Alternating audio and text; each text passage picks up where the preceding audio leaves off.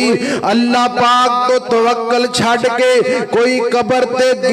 ते गिर रहा है, कोई अल्लाह पाक तो तवक्कल ते भरोसा छड़ के कोई किसे दरख्त दे अगे झुक रहा है, कोई अल्लाह पाक तो भरोसा छड़ के किसे दे पैरां अंदर सजदे कर रहा है, किसे नू कोई बीमारी हो गई है वो अल्लाह पाक कोलों दुआ नहीं करता ते कहंदा है फलाने पीर कोलों तवीज ले आ ते ठीक हो जाएगा। अगर बच्चे नू कोई मसला बन गया है तो फलाने बाबे ने तवीज दिता है गाल अंदर पाया ए नहीं लाना, ए तवक्कल नहीं, ए तवक्कल मिल के बोलो अल्लाह पाक दी जात ते तवक्कल नहीं दा। अगर कबर वाला कुछ दे सकता हुंदा ते फिर वो अपने आप नू गुसल ही दे लेंदा। ओ ते 5-6 फुट कबर दे अंदर नीचे